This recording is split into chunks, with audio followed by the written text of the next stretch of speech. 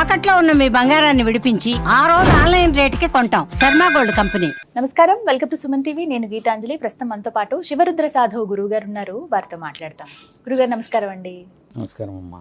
గుప్త నవరాత్రులు భాగంగా వారాహి నవరాత్రులు సాధారణంగా మన మొత్తం సంవత్సరంలో చూసుకుంటే గనక 4 నవరాత్రులు విశేషంగా ఉంటాయి. అందులో ఎక్కువగా అందరూ చేసుకునేది ఆశ్వయుజ మాసంలో వచ్చేటువంటి దేవి శరణ్ నవరాత్రులు.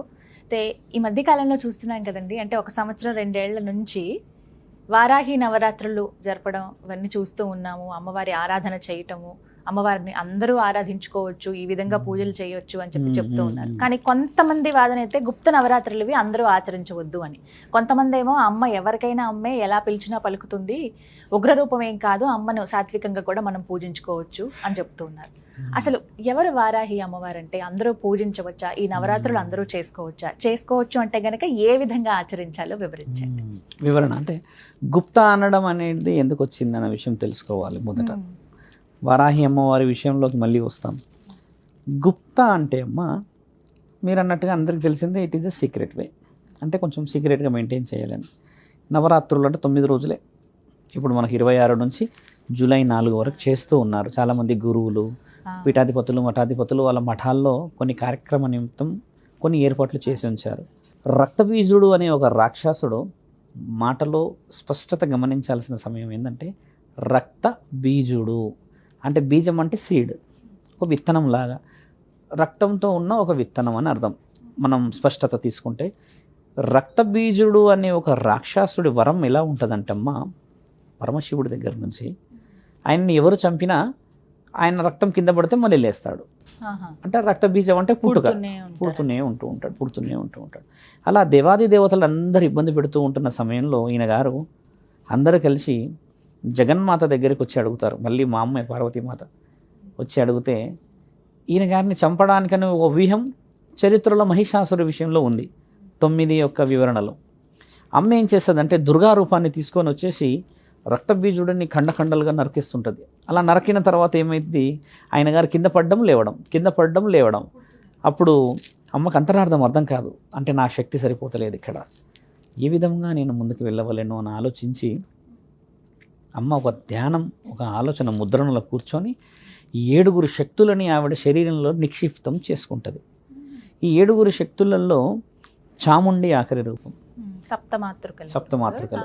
6వ రూపం వచ్చి వారాహి మాత, తర్వాత వచ్చేసి కౌమారి, తర్వాత వచ్చేసి బ్రాహ్మణి, దుర్గామాత. ఈ విధంగా అమ్మ రూపాలు తీసుకున్న తర్వాత ఒకసారి అమ్మకి ఒక శక్తి అనేది శరీరంలోకి రావడం చేత సంహారానికి బయలుదేరుతారు.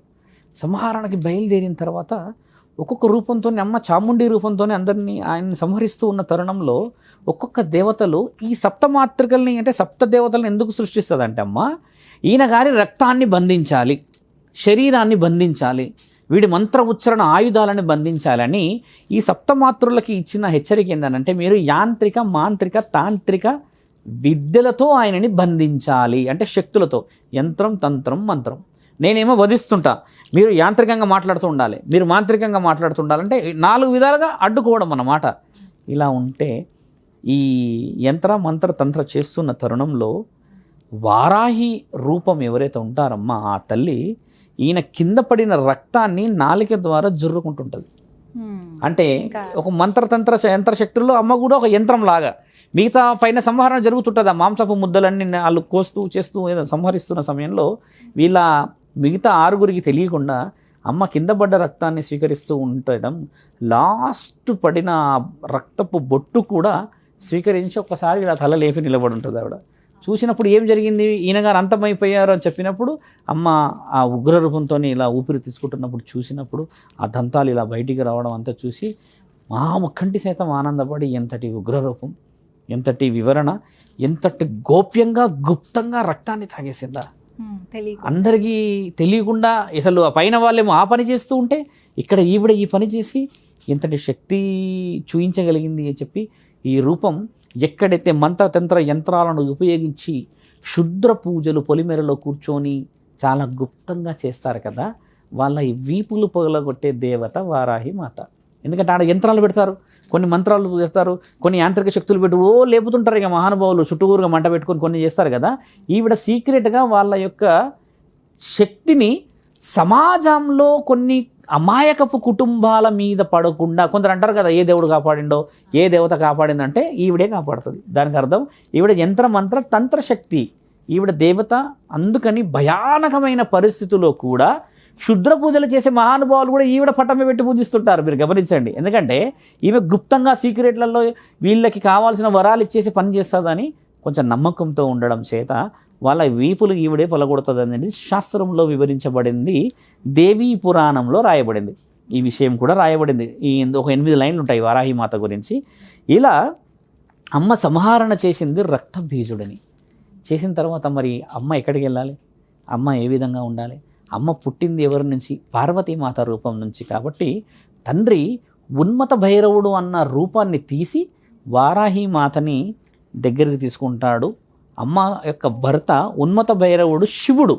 వారాహమూర్తి విష్ణు మహానీయుడు కాదు. ప్రేక్షకులకు చెప్పండి, అలా తప్పులో ఉన్నాము. అంటే లక్ష్మీ స్వరూపం అని విష్ణు మహానీయుడిని కొలవడం మన పొరపాటే, కానీ అమ్మ లక్ష్మీ స్వరూపం కాదు. అమ్మ వచ్చేసి పార్వతీ స్వరూపము. అందులో ఇప్పుడు 7 శక్తుల పేర్లు మేము చెప్పాము. చాముండి అవతారం నుంచి వచ్చింది. వారాహి 6వ రూపం కాబట్టి కౌమారి. ఇలా ఉండడం చేత అమ్మ యొక్క భర్త ఉన్మత భైరవుడు. భైరవుడు అనంటే పరమశివుడే. కాబట్టి అమ్మ రూపానికి అర్థం పరమార్థం ఇచ్చిన మహాక్షేత్రం కాశీక్షేత్రములో 16 అడుగుల రూపంతో ఉంటుంది అమ్మ. పాతాళ కాశీ అంటారు అది. అక్కడ అమ్మ నించొనున్న ఆ రూపం 4 చేతులతో ఉంటుంది తల్లి. అక్కడ అమ్మని దర్శించుకోవడానికి నేరుగా అనుమతి లేదు. 2 రంధ్రాలు ఉంటాయి. మీరు ఆ రంధ్రాల నుంచి చూడాలి వెళ్ళి. ఎందుకయ్యా అని ఒక 2 భార్యాభర్తలు వచ్చారు. వచ్చి ఏం చేశారంట, లేదు మాకు అమ్మ అంటే చాలా ఇష్టం అంటే పంతులు వాళ్ళు వీళ్ళు అన్నారంట, అలా వెళ్ళడానికి అర్హత లేదు స్వామి. అమ్మ ఉగ్ర రూపంలో ఆమె ఎప్పుడూ కోపంలోనే ఉంటుంది, మీరు అలా వెళ్ళడం తప్పు కదా అని అన్నప్పుడు, లేదు మాకు ఇష్టమని లోపలికి వెళ్తే ఒక 10 నిమిషాలకైనా ఒక గంటకైనా బయటికి రాకపోవడం చేత వీళ్ళు లోపలికి వెళ్ళి చూస్తే అమ్మ పాదాల దగ్గర రక్తం గొక్కుకొని చనిపోయి ఉన్నారంట. ఇది రాయబడి ఉన్నది, మీరు గూగుల్ సెర్చ్ చేయొచ్చు. అందులో ఉన్నది, చనిపోయారు వాళ్ళిద్దరు. ఎందుకంటే అమ్మ రూపం దూరం నుంచి చూడాలి. అంతటి ఉగ్ర రూపాన్ని మానవ శరీరాలు తట్టుకోదు. కాబట్టి ఆవిడ రాత్రి సమయంలోనే దేశ సంచారంలో ఉంటుంది. కాబట్టి మనం గుప్తంగా పూజించాలి. ఒక అర్థము. రెండో అర్థం, ఆవిడ పుట్టిందే గుప్తంగా. మూడో అర్థము, ఆవిడ పరమశివుడు పంపించిన ఆదిపరాశక్తి అని తెలుసుకొని అమ్మని గుప్తంగా రాత్రిలో, అంటే సమయం 8-9 మొదలుపెట్టి ఉదయం 3-3:30 వరకు పూజించాలి. ఒకవేళ సమయం లేదు సాయంత్రం అంటే ఉదయం 10 నుంచి 12 లోపు కానీ, 12 నుంచి అంటే 6 నుంచి 12 లోపు కానీ గంట మాత్రమే మార్నింగ్ అవర్స్ పూజించాలి. గుప్తం అనేదానికి ఇంత అర్థం ఉంది కదా. అమ్మవారిని ఏ విధంగా కొలుచుకోవాలి, అసలు ఎందుకు ఆ అమ్మవారి విషయంలో తప్పులు జరుగుతాయి, ఆమెకి ఎంత భయం ఉన్నదంటే, నీ కోరిక సీక్రెట్గా చెప్తేనే ఆవిడ తీర్చడానికి ఉన్న దేవత ఆవిడ వచ్చేసి వారాహిమాత అని. ఇప్పుడు అలాంటిది నువ్వు బయటికి చెప్పేసి పెద్దగా చేసేస్తాము, పెద్దగా మనము 9 రోజులు 9 విధంగా చేస్తాము అని అంటే సీక్రెట్ లేదు అక్కడ. మరి అక్కడ అమ్మ లేదు అనే అర్థం. అమ్మ ఉన్నది ఎక్కడ? చీకటిలో. అమ్మ ఉన్నది ఎందుకు? ఎవరైతే క్షుద్ర ప్రయోగాలు చేస్తారో పొలిమేరలు దాటి వచ్చి వాళ్ళని ఈ ఆషాఢంలో మనం ఎప్పుడైతే చేస్తామమ్మా, ఈ సమయంలో ఏంటంటే ఇక్కడ ఇంకో విషయం కూడా ఉంది. అంటే ఇప్పుడు చాలామందికి అర్థం కావాలని, ఎందుకు ఈ క్షుద్ర పూజలన్నీ ఆషాఢంలోనే వస్తాయి అని అంటే చాలామంది తెలియాలి. ఎందుకు వస్తాయనంటే అమ్మ పూజలలో బిజీగా ఉంటుంది ఈ నెల రోజులు. కాబట్టి ఈ రాక్షసుల బిజీలో వీళ్ళు ఉంటారు. కాబట్టి మనకి ఆ అమ్మ అవసరాలు 4 విధాలుగా వచ్చింది. శాకాంబరి మాత విషయం చెప్పాము. ఎందుకు అని అంటే అప్పట్లో వర్షాలు అనేది ఒక అర్థం ఉంది. నల్లపోచమ్మ తల్లి చెప్పాము, శివుడి దగ్గరికి పోయింది, ఆషాఢం ఒక అర్థం చెప్పాము. ఇప్పుడు అమ్మ గుప్త నవరాత్రులు అంటే ఈ వర్షాలు ఈ సమయంలోనే అమ్మలు లేని సమక్షంలో ఈ క్షుద్ర పూజలు చేసి పొలిమేరలకి ప్రేతాత్మల ప్రభావం ఉండొద్దు అని ఈ విధముగా అమ్మ చేస్తున్న దాంట్లో శాస్త్రం ఎంత గొప్పగా ఉంది కదా. ఇవి తెలుసుకొని పూజిస్తే, ముఖ్యంగా ఆడవాళ్ళు 3 రోజుల ముందు మాంసాహారం మానేయాలి. ఆడవాళ్ళని కాదు, పూజించాలనుకున్న వాళ్ళు. అలంకరణ చాలా ముఖ్యమైనది. మరియు అలంకరణలో అమ్మ మంత్రతంత్ర ఏదైతే ఉంటాయో, అమ్మవారికి వారాహిమాత విగ్రహం అందరి ఇంట్లో ఉండదు. పటం అంటే ఇష్టంగా పెట్టుకుంటాము. కానీ అమ్మవారి విషయం ఎలా చేయొచ్చు అంటే 9 రోజులు ఒక కలశం, ధన్వంతరి కలశం అంటే ఇస్తారు. ఆ కలశంలో సగం వరకు బియ్యం పోసి, ఆ తర్వాత పసుపు బాగా పోసి, తర్వాత కుంకుమ పోసి, తర్వాత గంధము పోసి, అష్టసుగంధాలు అంటే బహుశా చాలామందికి తెలియకపోవచ్చును. అష్టసుగంధాలు వనమూలికలు. ఇప్పుడు అష్టసుగంధాలు అంటే మీకు తెలుసు మళ్ళీ, కానీ మిమ్మల్ని అడిగితే చెప్పరు. అష్టసుగంధాలు అంటే ఏంటంటే మీరు మటన్లో చికెన్లో వేసే మసాలాలు. దాన్ని ఇట్లా ఓపెన్గా చెప్తే ఏమవుతుందంటే సుగంధ ద్రవ్యాలు. దాన్ని లవంగ, ఇలాచి, తర్వాత దాచిన చెక్క, సోంపు, వామ, గసగసాలు, సాజీరా, ఇలా వచ్చిన అన్ని జీలకర్ర ఇవన్నీ కలిపి అష్టసుగంధాలు అంటారు. ఇవి వనమూలికల సముదాయాలు. మనం డైరెక్ట్గా తింటే ఆరోగ్య దెబ్బతింటుందని ఇప్పుడు మసాలాలు చికెన్లో, మటన్లో, తర్వాత ఇంకా వేరే వేరే మసాలా కూర, గుత్తొంకాయలు వేస్తున్నాం కదా, దీని అంతరార్థాలు. అవి వేయడం వల్ల ఏమవుతుందంటే అమ్మ, ఇంట్లో సౌభాగ్యం, లక్ష్మి నిలబడుతుంది. ఇంకో నానుడి చాలామంది దగ్గర తెలుసుకోవాల్సిన విషయం ఏంటంటే అమ్మ, ఎవరైతే ఈ అష్టసుగంధాలని బాగా మెయింటైన్ చేస్తారో ఇంట్లో, వాళ్ళ ఇంట్లో లక్ష్మి కొలువై ఉంటుంది అనేది నానుడి. ఎందుకు అని అడిగితే, ఇవి కాస్ట్లీ, హెవీ క్వాంటిటీ తేలేరు, వెరీ లెస్ క్వాంటిటీస్ తెస్తాం కదా. హెవీ క్వాంటిటీ తెచ్చుకున్నాము అని అంటే మనము ఈ సుగంధాల విషయంలో డబ్బులు కొలువై ఉన్నాయని అర్థం. అంటే సెటిల్డ్ పర్సనాలిటీస్ అంటాం కదా, అలాంటి ఇంట్లో ధనం కూడా బాగుంది అనడానికి ఇండైరెక్ట్ హింట్ ఇది. అందుకని పోపుల పెట్టె ఎప్పుడు ఖాళీ కాకూడదు అంటారు, నిండుకోకూడదు అంటారు. దాని అంతరార్థం పెద్దవాళ్ళు చెప్పారు. సుగంధాలు అంటే అమ్మ చూడండి, తాంబూలంలో కూడా వేసుకుంటారు. అంటే అంతరార్థాలు ఏందని అంటే దేవతకు ఇష్టమైనవి అవన్నీ. కాబట్టి ఈ సుగంధాల దగ్గరే ఉంటుంది అనేది అర్థం ఒకటి. ఇంట్లో బాగా ధూపదీప నైవేద్యాలు, అమ్మకి దీపాలు పెడితే అక్కడ ఉంటుంది అనేది చిన్న చిన్న హింట్. అలా ఉండడం పెట్టమ్మా 4 అంచులు అవన్నీ పెట్టి అక్కడ ఒక నిమ్మకాయ మంచిది పెట్టుకొని, తర్వాత మళ్ళీ పసుపు కుంకుమ వేసి 5 తమలపాకులు ఇలా పెట్టాలి. ఇలా పెట్టేసి ఒక కొబ్బరికాయ తీసిపెట్టి అక్కడ ముఖ్యంగా చేయాల్సింది పుష్పాలతో మనం మంత్ర ఉచ్చారణ చేసుకోవాలి. దాని మీద వేయడం ఇలా వేసి పువ్వులు 5 రకాలు తెచ్చుకో, 10 రకాలు తెచ్చుకోమేనమ్మా.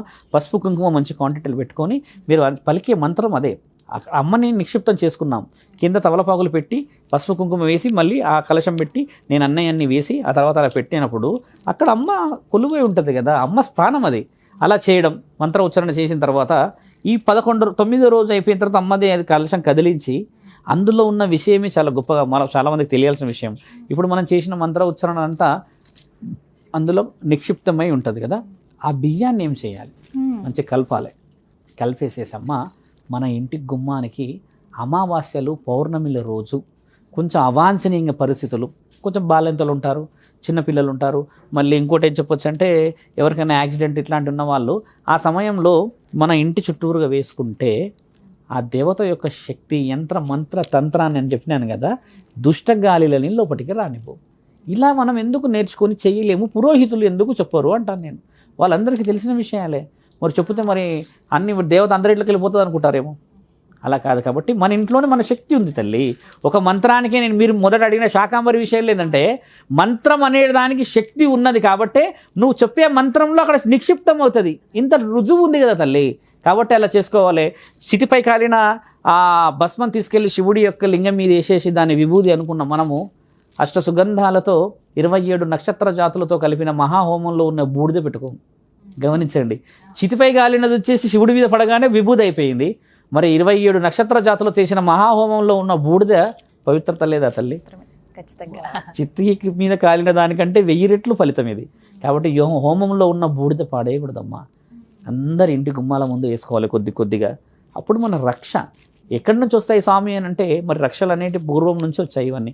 అంతెందుకు తల్లి, ఇప్పటికీ కొన్ని సినిమాల్లో ఇట్లా ఒక ఎంట్రీలో పూసేసి రౌండ్ వేసేస్తే అది దాటి రాక్షసి రాదు చూడండి.